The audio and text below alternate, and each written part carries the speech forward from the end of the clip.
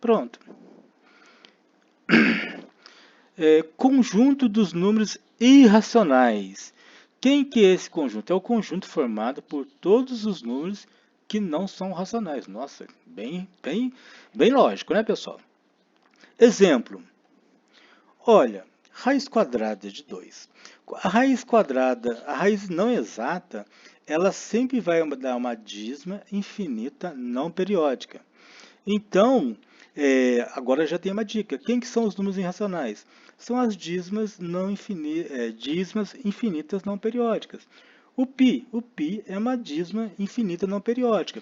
A gente costuma arredondar para 3,14, mas o valor dele real é 3,1417, vai embora para infinito. Ou seja, quem são os números irracionais?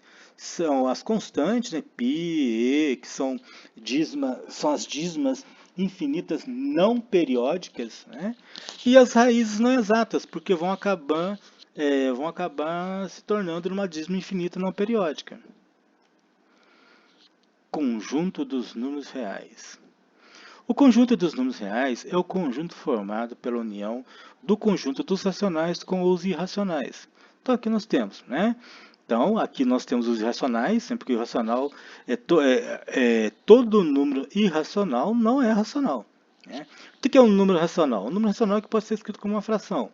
E o irracional ele não pode ser escrito como uma fração. Né? Então, o único conjuntinho que fica separado é o irracional. Ó. Tinha que ser irracional, tem que ficar separado. Né?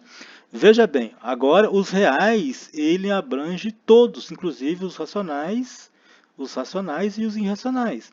Né? Pronto, aqui está o esquema, fica fácil de verificar. A reta real. Números reais podem ser representados por pontos em uma reta real L, tal que a cada número real A corresponde exatamente um ponto sobre essa reta L. E reciprocamente, ou seja, a reta real, cada ponto na reta real ela só representa apenas um ponto.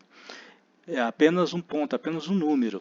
E cada número real ele tem apenas uma representação na reta real. Exemplos, né? Aqui, ó. 3. Cadê o 3? 3 está aqui. Menos 5. Cadê menos 5? Menos 5 está aqui, ó. O 3 não tem como. O menos 5 está aqui, só fica aqui. Não tem o outro número que eu vou colocar aqui nesse ponto que vai ter diferente de menos 5. Né? 2 terços, raiz quadrada de 5, menos 1,5, π. Então está tudo na reta. Valor absoluto.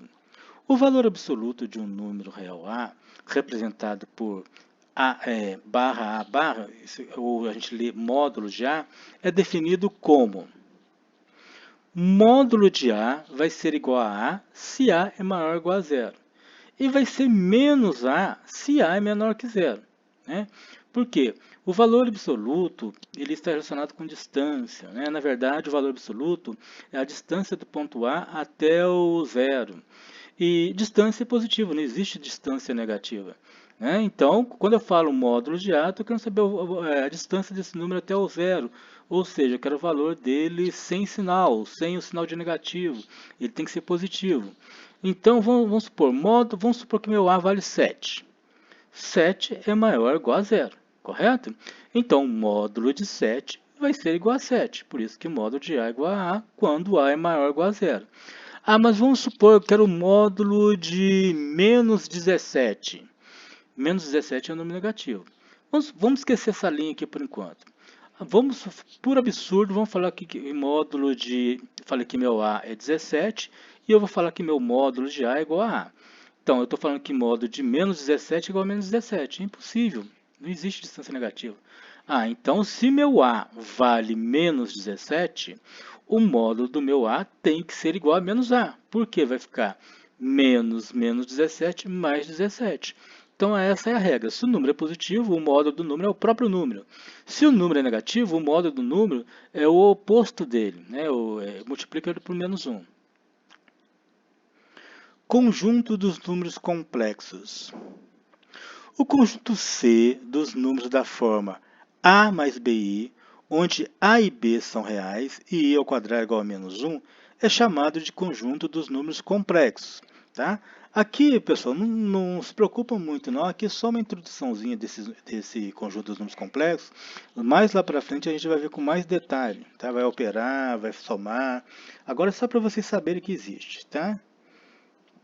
Como todo número real x pode ser representado na forma x mais 0i, então todo número real também é complexo, né? Exemplos de números complexos.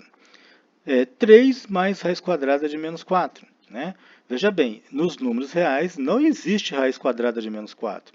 Mas como na definição de números complexos eu tenho essa parte imaginária, que a gente chama de parte imaginária, onde i ao quadrado igual a menos 1, agora no conjunto dos números complexos existe raiz quadrada de número negativo. Eu posso falar que 3 mais raiz quadrada de menos 4 é igual a 3 mais 2i. Não é verdade? Porque raiz quadrada de 4 é 2, dentro dos reais não existe raiz de número negativo, mas dentro dos complexos existe, então fica 2. Por quê? Por que nos números reais não existe raiz quadrada de menos 4? Né? Porque qual é a raiz quadrada de 9? A raiz quadrada de 9 é 3. Por quê? Porque 3 ao quadrado é 9. Ah, tá. Isso dentro dos reais. Então, dentro dos reais, eu vou falar qual que é a raiz quadrada de menos 4? Eu vou falar que é 2. Ah, mas 2 ao quadrado é 4, não é menos 4. Então, por isso que não existe dentro dos reais raiz quadrada de número negativo. Agora, quando eu uso o número, eu estou trabalhando com o conjunto dos números complexos, aí eu posso falar qual que é a raiz quadrada de menos 4? Ah, é 2i. Por quê? Porque 2i ao quadrado é menos 4, né? Porque 2 ao quadrado é 4. E lembrando aqui, i ao quadrado é menos 1. Aí ficou 4 vezes menos 1, menos 4. Então, nos números complexos existe raiz quadrada de número negativo. Né? Mais exemplos aqui, menos 5i. Menos 5i quer dizer só tem a parte imaginária, não tem a parte real. 2πi, tá? Meio mais raiz quadrada de 3 sobre 2i. Então, agora, até então a gente acreditava que o maior conjunto que nós conhecíamos é o conjunto dos números reais. Né? Agora nós conhecemos um conjunto maior ainda, que engloba todos os outros conjuntos numéricos, que é o conjunto dos números complexos.